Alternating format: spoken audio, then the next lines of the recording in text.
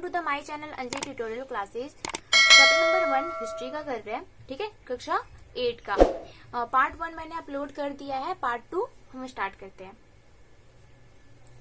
हम किस तरह जानते हैं? भारतीय इतिहास के पिछले 250 साल का इतिहास लिखने के लिए इतिहासकार कौन से स्रोतों का इस्तेमाल करते हैं? प्रशासन अभिलेख तैयार करता है। अंग्रेजी शासन द्वारा तैयार किए गए सरकारी रिकॉर्ड इतिहासकारों का एक महत्वपूर्ण साधन होते हैं।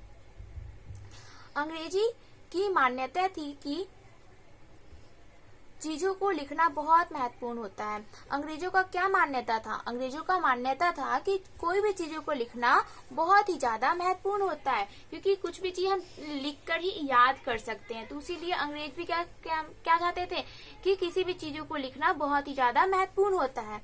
उनके लिए हर निर्देश, हर योजना, किनके लिए? अंग्रेजों के लिए।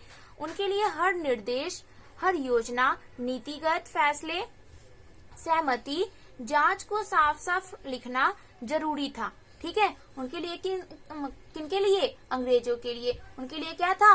हर निर्देश, हर योजना, नीतिगत फैसले, सहमति, जांच को साफ साफ लिखना जरूरी था।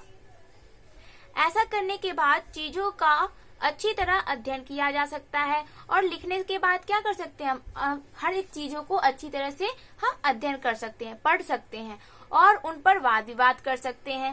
मतलब वाद विवाद किया जा सकता है, और उस पर हम तर्क वितर्क कर सकते हैं। मतलब कि वाद विवाद, बातचीत कर सकते हैं, वार्तालाप कर सकते हैं, जो चीजें लिखी हुई रहेगी उस चीजों पर। इस समझदारी के चलते ज्ञापन, टिप्पणी और प्रतिवेदन पर आधारित शासन की संस्कृति पैदा हुई। अंग्रेजों को ये भी लगता था कि तमाम अहम दस्तावेजों और पत्रों को संभाल कर रखना जरूरी है। अंग्रेजों को क्या लगता था? जितने भी दस्तावेज हैं, तमाम अहम दस्तावेज, अंग्रेजों को क्या लगता था? अंग्रेजों को लगता था तमाम अहम दस्तावेजों और पत्रों को संभाल कर रखना जरूरी है। ठीक है, और वो जरूरी है, वो अंग्रेज मानते थे, और वैसे भी जरूरी ही होता है। कोई भी पत्र है, दस्तावेज है, तो उसको संभाल कर रखना जरूरी होता है। लिहाजा उन्होंने सभी शासकीय संस्थानों में अभिलेख कक्ष भी बनवा दिए। तहसील के दफ्तर, कलेक्टरेट कमिश्नर के दफ्तर, ठीक है, तहसील के दफ्तर, कलेक्टरेट कमिश्नर के दफ्तर, प्रांतीय सचिवालय, कचहरी, सबके अपने रिकॉर्ड रूम होते थे। सबके अलग अलग मतलब हर एक चीज के क्या बना दिया? अंग्रेजों ने अलग अलग रूम बना दिया। तहसील के दफ्तर अलग थे, कलेक्टरेट के दफ्तर अलग थे, कमिश्नर के दफ्तर अलग थे, ठीक है, प्रांतीय सचिवालय अलग थे, कचहरी, सबके अपने रिकॉर्ड रूम होते थे। महत्वपूर्ण दस्तावेजों को बचाकर रखने के लिए अभिलेखागार और संग्रहालय जैसे संस्थान भी बनाए गए। 19वीं सदी के शुरुआत में प्रशासन की एक शाखा से दूसरी शाखा के पास भेजे गए पत्रों और ज्ञापनों को आप आज भी अभिलेखागारों में देख सकते हैं। ठीक है, 19वीं सदी की शुरुआत में क्या हुआ? प्रशासन की एक शाखा से दूसरी शाखा, मतलब एक ब्रांच से दूसरी ब्रांच के पास भेजे गए पत्रों और ज्ञापन, मतलब विज्ञापन, ठीक है, आप आज भी अभिलेखागारों में देख सकते हैं। ठीक है, वहाँ आप जिला अधिकारियों द्वारा तैयार किए गए नोट्स और रिपोर्ट पढ़ सकते हैं। ठीक है, नोट्स और रिपोर्ट पढ़ सकते हैं, या ऊपर बैठे अफसरों द्वारा प्रांतीय अधिकारियों को भेजे गए निर्देश और सुझाव देख सकते हैं। 19वीं सदी के शुरुआती सालों में इन दस्तावेजों की सावधानी पूर्वक नकलें बनाई जाती थी। उन्हें खुशन विशी के माहिर लिखते थे। खुशन विशी या सुलेखन विश ऐसे लोग होते हैं जो बहुत सुंदर ढंग से चीजें लिखते हैं। 19वीं सदी के मध्य तक छपाई, यहाँ पे आप देखो ये एक चित्र बना हुआ है, चित्र नंबर 4, ठीक है, इसके आगे भी बाद में पढ़ रहे, पहले ये चित्र को देख लेते हैं। यहाँ पे क्या है? भारतीय राष्ट्रीय अभिलेखागार 1920 के दशक में बनाया गया था। ये भारतीय राष्ट्रीय अभिलेखागार है, ठीक है, इसको 1920 के दशक में बनाया गया था। कौन से दशक में बनाया गया था? 1920 के दशक में बनाया गया था। जब नई दिल्ली का निर्माण हुआ, उस टाइम क्या हुआ था, नई दिल्ली का निर्माण हुआ तो राष्ट्रीय संग्रहालय और राष्ट्रीय अभिलेखागार दोनों ही वायसरायों के निवास के नजदीक बनाए गए थे। इससे पता चलता है कि अंग्रेजों की सोच में इन संस्थानों का कितना भारी महत्व था। अब आप सोच सकते हैं कि अंग्रेजों की सोच में इन संस्थानों को कितनी महत्व थी, मतलब वो कितना ज्यादा इनको महत्व दे रहे थे। यहाँ पे देखो, यहाँ पे एक ब्लू कलर का डब्बा में है, उसको हम पढ़ लेते हैं।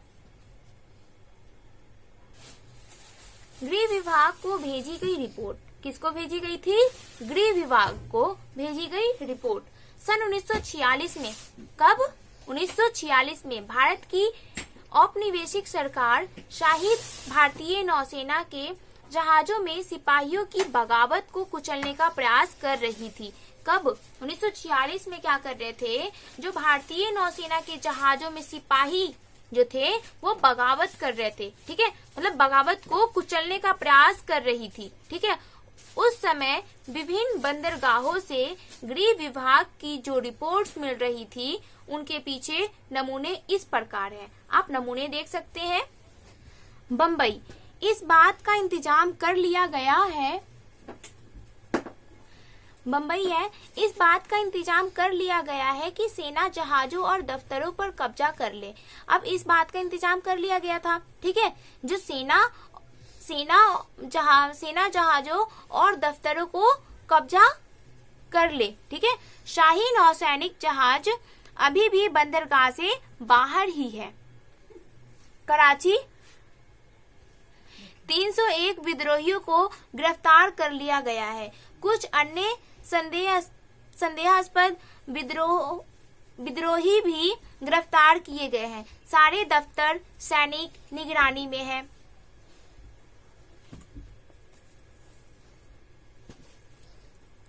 विशाखापट्टनम, स्थिति पूरी तरह नियंत्रण में है, ठीक है। विशाखापट्टनम में जो भी स्थिति थी उसको मतलब वो नियंत्रण में थे, ठीक है, और कहीं हिंसा नहीं हुई। जहाजों और प्रतिष्ठानों पर सैनिक गार्ड तैनात कर दिए गए हैं। किसी परेशानी की उम्मीद नहीं है, सिवाय इसके कि संभव है कुछ सिपाही काम पर न आए। तकनीक भी फैलने लगी थी। इस तकनीक के सहारे अब प्रत्येक सरकारी विभाग की कार्यवाहियों की दस्तावेजों की कई प्रतियां बनाई जाने लगी। सर्वेक्षण का बढ़ता महत्व, औपनिवेशिक शासन के दौरान सर्वेक्षण का चलन भी महत्वपूर्ण होता गया।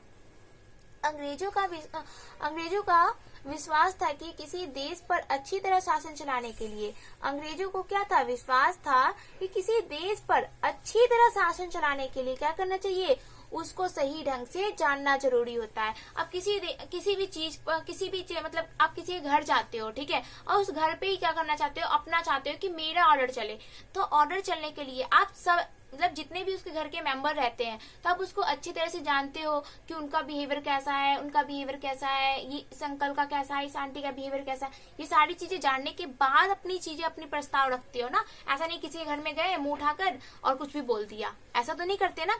तो इसी तरह अंग्रेज ने क्या किया, अंग्रेजों का विश्वास था कि किसी भी देश पर अच्छी तरह से शासन चलाने के लिए उसको सही ढंग से जानना जरूरी होता है। और वही चीज अंग्रेजों ने किया। वो क्या करने के लिए आए थे, व्यापार करने के लिए आए थे। वो सब कुछ जाने जैसे जैसे धीरे धीरे जानते उन्होंने क्या किया, गुलाम बना लिया था, क्योंकि वो सही से जानेंगे तभी तो अच्छी तरह से वो शासन चला सकते हैं।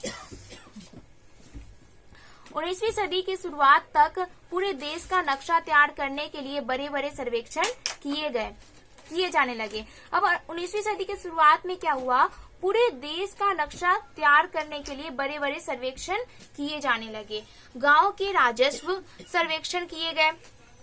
इन सर्वेक्षणों में धरती की सतह, मिट्टी की गुणवत्ता, और इस सर्वेक्षण में क्या किया जा रहा था, धरती की सतह कैसी है, मिट्टी की गुणवत्ता कैसी है, वहां मिलने वाले पेड़ पौधे और जीव जंतुओं तथा स्थानीय इतिहासों व फसलों का पता लगाया जाता था। अंग्रेजों की राय में किसी इलाके का शासन चलाने के लिए इन सारी बातों को जानना जरूरी था। ये सोच रहे थे, मतलब अंग्रेजों का मानना था कि किसी भी इलाकों में शासन चलाने के लिए इन सारी बातों का जानना जरूरी था, ठीक है, तब वो शासन चला सकते हैं अच्छी तरीके से। 19वीं सदी के आखिर से हर 10 साल में जनगणना भी की जाने लगी। जब 19वीं सदी थी, 19वीं सदी की जब एंड होने लगी, खत्म, 19वीं सदी जब खत्म होने लगी तो 19वीं सदी के आखिरी में क्या हुआ, हर 10 साल में जनगणना भी की जाने लगी। आपने अभी भी देखा होगा कि हर 10 साल के बाद जनगणना करने के लिए आते हैं, हर एक चीज पूछते हैं कि मतलब आप क्या काम करते हो, आपके घर में कितने मेंबर हैं, वो क्या करते हैं, ये सारी चीजें पूछते हैं। तो 19वीं सदी के लास्ट में क्या हुआ था, जनगणना स्टार्ट हो चुका था। ओके, जनगणना के जरिए भारत के सभी प्रांतों में रहने वालों की संख्या, और जनगणना हम किस लिए होते थे, अब हर कोई जाकर, अब भारत तो इतना बड़ा था तो उसको हर किसी घर में जाकर पूछना, ठीक है, और हर कोई अब वैसे नहीं कर सकते थे ना, तो क्या कहते, जनगणना उन्होंने मतलब ये लगाया, मतलब कि जनगणना करने के लिए लोगों को लगा दिया। अब कुछ लोगों को लगाया कि आप यहाँ पे करोगे जनगणना, आप यहाँ पे करोगे, आप यहाँ पे करोगे, ऐसे उन्होंने लगा दिया। तो उन्होंने क्या किया, जनगणना के जरिए से हमें क्या पता चलता था, सभी प्रांतों में रहने वाले लोगों की संख्या पता चलती थी कि भारत में या कहीं पे भी जनगणना करो तो आपको पता चल जाए कि वहां पे लोगों की संख्या कितनी है, उनकी जाति, और वो क्या कौन कौन से कास्ट के हैं, ठीक है, इलाके और व्यवसाय के बारे में जानकारियां इकट्ठी की जाती थी, और वो कौन सा व्यवसाय करते हैं, ठीक है, उनकी जानकारियां इकट्ठी की जाती थी। इसके अलावा वानस्पतिक सर्वेक्षण, प्राणी वैज्ञानिक सर्वेक्षण, पुरातत्वीय सर्वेक्षण, मानव शास्त्रीय सर्वेक्षण। अब कौन से सर्वेक्षण थे, देखो यहाँ पे इसके मतलब ये सारी चीजें तो मतलब करते थे। जनगणना किस लिए करने लगी, मतलब जनगणना क्यों करने लगे थे कि भारत में रहने वाले जनसंख्या कितने हैं, उनकी कास्ट क्या है, वो क्या व्यवसाय करते हैं, और इन सब के अलावा क्या करने लगे थे, वनस्पतिक सर्वेक्षण, ठीक है, प्राणी वैज्ञानिक सर्वेक्षण, पुरातत्वीय सर्वेक्षण, मानव शास्त्रीय सर्वेक्षण, वन सर्वेक्षण आदि कई दूसरे सर्वेक्षण भी किए जाते थे, ठीक है। ये जनगणना में ये सारी चीजें सर्वेक्षण की जाती थी। यहाँ पे देखो एक चित्र है, चित्र नंबर 5। कौन सा चित्र है, चित्र नंबर 5 है, शरीफा का पौधा। ये पौधा किसका है, शरीफा, जो आपने शरीफा खाया भी होगा तो उसी का पौधा है, ठीक है। शरीफा का पौधा है 1770 का दशक में, कब, 1770 के दशक में अंग्रेजों द्वारा बनाए गए वनस्पतिक उद्यान और प्राकृतिक इतिहास के संग्रहालयों में विभिन्न पौधों के नमूने और उनसे संबंधित जानकारियां इकट्ठा की जाती थी। इन नमूने के चित्र स्थानीय कलाकारों से बनवाए जाते थे। अब इतिहासकार इस बात पर ध्यान दे रहे हैं कि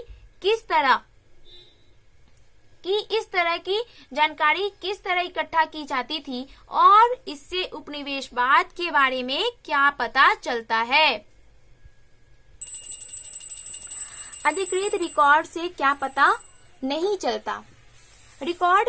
रिकॉर्ड्स के इस विशाल भंडार से हम बहुत कुछ पता लगा सकते हैं, फिर भी इस बात को नजरअंदाज नहीं किया जा सकता कि ये सारी जानकारी रिकॉर्ड है। चित्र 6 है, देखो आप, ये कौन सा चित्र नंबर है, 6 है। बंगाल में मानचित्र और सर्वेक्षण कार्य चल रहा है। जेम्स प्रिंसेप द्वारा बनाई गई तस्वीर, ये किनके द्वारा बनाई गई तस्वीर थी, ये चित्र नंबर जो 6 है, देखो ये वाला चित्र नंबर 6 है, ये किनके द्वारा बनाई गई थी, जेम्स प्रिंसेप द्वारा बनाई गई तस्वीर है। ये कब बनाई गई थी, 1832 में बनाई गई थी। ये चित्र नंबर 7 है, ठीक है। चित्र नंबर 7 कब की है, ये 1857 में जो विद्रोह हुई थी, कब हुई थी? 1857 में जब विद्रोह हुई थी। तो ये देखो, लेकिन देखो अब गौर से देखोगे तो क्या हो रहा है, चित्र भी, अगर आप कोई भी चित्र देखते हो, ठीक है, अगर आपने रियल लाइफ में अपने कोई सी भी चित्र देखी होगी, तो चित्र को अगर गौर से देखोगे ना, तो बहुत चीजें, मतलब बहुत ऐसी बातें हैं कि जो चित्र बोलती है। ऐसा नहीं कि मुंह से बोलेगी, मुंह से नहीं बोलती, लेकिन पता चलता है कि हाँ वो चित्र में कैसा बनाया गया है, जो कलाकार है जिसने बनाया है वो क्या बनाना चाहता था। अब कुछ ऐसे होते हैं कि जो अपने दिल की बात ऐसे ना कहकर वो चित्र बनाकर सब कुछ कह देते हैं। तो इसमें भी क्या हुआ कि चित्र ऐसे देखो प्रॉपर तरीके से, तो चित्र में भी कुछ कह रहा है, ठीक है।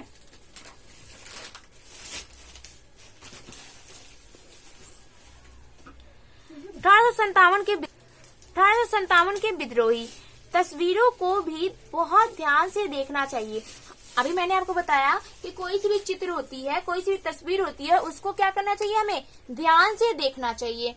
उनसे हमें चित्रकार की सोच पता चलती है। और हमें क्या पता चलता है, कोई भी चित्रकार, मतलब जो भी तस्वीर रहेगी, उससे हमें क्या पता चलता है, चित्रकार की सोच पता चलता है। जो कलाकार होते हैं, जो चित्र बनाते हैं, उनकी सोच पता चलती है। 1857 के विद्रोह के बाद, 1857 में जो विद्रोह हुई थी, 1857 के विद्रोह के बाद अंग्रेजों द्वारा तैयार की गई सचित्र पुस्तकों में ये तस्वीर कई जगह दिखाई देती है। इस तस्वीर में नीचे लिखा होता था, क्या लिखा होता था, बागी सिपाही लूट खसोट में लगे हुए हैं। बागी सिपाही लूट खसोट में लगे हुए हैं। अंग्रेजों की नजर में विद्रोही जनता, जो अंग्रेजों की नजर में क्या होते थे, जो विद्रोही जनता होते थे, वो क्या होते थे, लालची होते थे, दुष्ट होते थे, बेरहम होते थे। वो ये समझते थे कि जो अंग्रेज से जो लड़ाई कर रहे हैं, जो विद्रोह कर रहे हैं, ठीक है, वो कैसे होते थे, लालची, दुष्ट और बेरहम। उन्होंने खुद को नहीं देखा था, उन्होंने विद्रोहियों को देखा था कि वो ऐसे ऐसे होते हैं कि लालची हैं, दुष्ट हैं, बेरहम हैं। इनसे हमें यही पता चलता है कि सरकारी अफसर क्या सोचते थे, उनकी दिलचस्पी किन चीजों में थी, और बाद के लिए वे किन चीजों को बचाए रखना चाहते थे। इन रिकॉर्ड से हमें ये समझने में हमेशा मदद नहीं मिलती कि देश के दूसरे लोग क्या महसूस करते थे और उनकी कार्रवाइयों की क्या वजह थी। इन बातों को जानने के लिए हमें कहीं और देखना होगा। जब हम ऐसे दूसरे स्रोतों की तलाश में निकलते हैं तो उनकी भी कोई कमी नहीं रहती, लेकिन सरकारी रिकॉर्ड्स के मुकाबले उन्हें ढूंढना जरा मुश्किल साबित होता है। सरकारी रिकॉर्ड्स के मुकाबले उन्हें ढूंढना जरा मुश्किल होता था। इस लिहाज से लोगों क्या होती थी, डायरिया, तीर्थ यात्राओं और यात्रियों के संस्मरण, महत्वपूर्ण लोगों की आत्मकथाएं और स्थानीय बाजारों में बिकने वाली लोकप्रिय पुस्तिकाएं महत्वपूर्ण हो जाती है। जैसे जैसे छपाई की तकनीक फैली, अखबार छपने लगे और विभिन्न मुद्दों पर जनता में बहस भी होने लगी।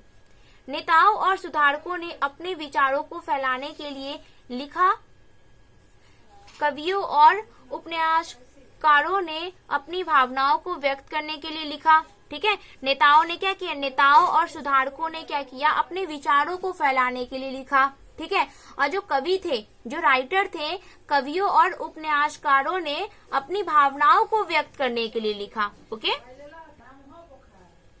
लेकिन ये सारे स्रोत उन लोगों ने रचे हैं जो पढ़ना लिखना जानते थे। ये जितने भी स्रोत थे, ये किन लोगों ने रचे थे, जो पढ़ना लिखना जानते थे, जो मतलब एजुकेटेड लोग थे, वो उन्होंने किया था। इनसे हम ये पता नहीं लगा सकते कि आदिवासी और किसान खदानों में काम करने वाले मजदूरों और सड़कों पर जिंदगी गुजारने वाले गरीब किस तरह के अनुभव से गुजर रहे थे। अगर हम थोड़ी और कोशिश करें तो हम इस बारे में भी जान सकते हैं। जैसे जैसे आप इस किताब में आगे बढ़ेंगे, आपको ये बात समझ में आने लगेगी। अभी तुम चैप्टर नंबर 1 कर रहे हैं, चैप्टर नंबर 2, 3, 4 ये सारी चीजें आगे बढ़ोगे तो आपको सारी चीजें अच्छे से कॉन्सेप्ट क्लियर हो जाएगी। इंसानों के खाने के लायक नहीं है। क्या नहीं है? इंसानों के खाने के लायक नहीं है। अखबारों से देश के विभिन्न विभागों में चल रहे आंदोलनों का पता चलता है। अखबारों से क्या होता है, देश के विभिन्न विभागों में, मतलब देश के अलग अलग भागों में आंदोलनों का पता चलता है। यहाँ 1946 में हुई पुलिस की एक हड़ताल की खबर दी गई है। यहाँ पे जो है, यहाँ पे एक हड़ताल दी हुई है, कब की? 1946 में हुई पुलिस की एक हड़ताल है, उसकी ये खबर दी हुई है। दिल्ली में 2000 से ज्यादा पुलिस वालों ने बृहस्पतिवार सवेरे अपने कम वेतन और पुलिस लाइसेंस बावर्ची खाने से आने वाले घटिया भोजन के खिलाफ खाना खाने से इनकार कर दिया। ठीक है, जैसे जैसे ये खबर दूसरे पुलिस थानों तक पहुंची, वहां भी पुलिस वालों ने खाने से इनकार कर दिया। एक हड़ताली का कहना था, पुलिस लाइसेंस की रसोई से हमारे लिए जो खाना आता है वो कोई इंसान नहीं खा सकता। हमें जो चपाती और दाल खानी पड़ती है उसे जानवर तक नहीं खा सकते। ये कब की न्यूज़पेपर में छपी हुई थी? हिंदुस्तान टाइम्स 22 मार्च 1946 के न्यूज़पेपर में छपी हुई थी। ठीक है, अब आपका चैप्टर खत्म हो गया है। मैं आपको क्वेश्चन आंसर बता देती हूँ। अब आपका चैप्टर खत्म हो गया है। ये कुछ एक्सरसाइज है, मतलब आपके एक्सरसाइज के क्वेश्चन आंसर है, सही गलत है बताइए। जेम्स मिल ने भारतीय इतिहास को हिंदू, मुस्लिम, ईसाई 3 कालखंडों में बांट दिया था। हाँ, 3 कालखंडों में बांट दिया था। ईसाई नहीं थी, ब्रिटिश थी। यहाँ पे क्या थी? ब्रिटिश। ये सही है। क्या है? सही है। जेम्स मिल ने भारतीय इतिहास को कितने कालखंडों में बांटा था? 3 कालखंडों में बांटा था। जेम्स मिल ने भारतीय इतिहास को हिंदू, मुस्लिम, ब्रिटिश 3 कालखंडों में बांट दिया था। ठीक है, जेम्स मिल ने एक बुक लिखी थी 1817 में। बुक का नाम था a history of British India. वो जेम्स मिल ने 1817 में लिखी थी और उसको 3 कालखंडों में बांट दिया था। 3 कालखंडों में कौन कौन से बांटे थे? हिंदू में, मुस्लिम में और ब्रिटिश में। सरकारी दस्तावेजों से हमें ये समझने में मदद मिलती है कि आम लोग क्या सोचते हैं। ठीक है, तो ये है गलत। अंग्रेजों को लगता था कि सही तरह शासन चलाने के लिए सर्वेक्षण महत्वपूर्ण होते हैं। हाँ, ये सही है। ये क्या है? ये गलत है और ये है सही। अंग्रेजों का मानना था कि सही तरह से शासन चलाने के लिए क्या करना चाहिए? सर्वेक्षण महत्वपूर्ण होते हैं। आइए विचार करें। जेम्स मिल ने भारतीय इतिहास को जिस तरह कालखंडों में बांटा है उसमें क्या समस्या है? जब 1817 में स्कॉटलैंड के अर्थशास्त्री और राजनीतिक दार्शनिक जेम्स मिल ने मतलब एक बुक लिखी थी, उसको 3 कालखंडों में बांट दी थी। उस बुक का नाम क्या था? A history of British India, मतलब ब्रिटिश भारत का इतिहास किताब लिखी थी। ठीक है, इस किताब में उन्होंने भारत के इतिहास को निम्नलिखित 3 कालखंडों में बांटा था। अभी मैंने आपको बताया ही कौन से 3 कालखंडों में बांटा था? हिंदू में, मुस्लिम में और ब्रिटिश में। समस्या, अब समस्या में पहली समस्या क्या थी? ये विभाजन सांप्रदायिकता के आधार पर किया गया था। ठीक है, ये काल विभाजन औपनिवेशिक विचारधारा पर आधारित था। ठीक है, और तीसरा क्या है? इस काल विभाजन का उद्देश्य भारतीयों को अलग अलग पहचान देकर फूट डालना था। ठीक है, ये सेकंड बता दिया मैंने आपको। और थर्ड क्वेश्चन क्या है? अंग्रेजों ने सरकारी दस्तावेजों को किस तरह सुरक्षित रखा था? अब अंग्रेजों ने क्या किया था? अपने सरकारी दस्तावेजों को अपने लिख कर रख लिया था। ठीक है, लिख कर रखा था कि जिससे बाद में वाद विवाद अच्छे से हो सके। मतलब इसका फर्स्ट पॉइंट आप ये लिख सकते हो, सभी शासकीय संस्थानों में अभिलेख कक्ष बनवाए। ठीक है, सबके अलग अलग कक्ष बनवा दिए थे, एक अलग अलग रूम बनवा दिए थे। ठीक है, कि सबके अलग अलग रूम रहेंगे तो प्रॉब्लम नहीं होगी। फर्स्ट पॉइंट ये लिख लिया आपने। और सेकंड पॉइंट ये लिख सकते हो, तहसील के दफ्तर, कलेक्ट्रेट, कमिश्नर के दफ्तर, प्रांतीय सचिवालय, कचहरी सभी के लिए अपने अपने रिकॉर्ड रूम बनवाए थे। ठीक है, ये अंग्रेजों ने बनवाया था।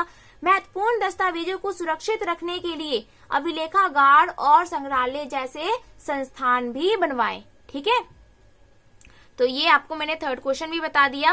और फोर्थ क्वेश्चन देखो, इतिहासकार पुराने अखबारों से जो जानकारी जुटाते हैं वे पुलिस की रिपोर्टों में उपलब्ध जानकारी से किस तरह अलग होती है। ठीक है, पुराने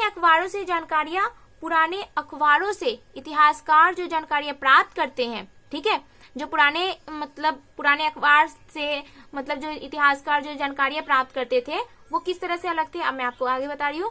ये संवाददाताओं द्वारा क्षेत्र में जाकर इकट्ठी की गई जानकारी पर आधारित होती है। ठीक है, इस तरह अखबार घटनाओं का सही और विस्तृत विवरण प्रस्तुत करता है। पुलिस रिपोर्ट के पक्षपात पूर्ण होने की संभावनाएं होती है। ठीक है, क्योंकि पुलिस रिपोर्ट सरकार की सोच, वरिष्ठ अधिकारियों के दबाव तथा जांच अधिकारी के व्यक्तित्व पर निर्भर होती है। ठीक है, अब ये चैप्टर खत्म हो गया। आगे जो क्वेश्चन है, देखो एक क्वेश्चन देख लो, वो उतनी इम्पोर्टेंट तो नहीं है। क्वेश्चन है, आइए करके देखें। क्या आप आज की दुनिया के कुछ सर्वेक्षणों का उदाहरण दे सकते हैं? सोचकर देखिए और खिलौना बनाने वाली कंपनियों को ये पता कैसे चलता है कि बच्चे किन चीजों का ज्यादा पसंद करते हैं? या सरकार को ये कैसे पता चलता है कि स्कूलों में बच्चों की संख्या कितनी है? इतिहासकार ऐसे सर्वेक्षणों से क्या हासिल कर सकते हैं? ठीक है, तो ये आप खुद से करना, अगर नहीं आता तो आप मुझे कमेंट करके बता देना। आज के लिए इतना ही, अब हम नेक्स्ट वीडियो मिलते हैं नेक्स्ट चैप्टर के साथ। ठीक है, thank you for watching my video.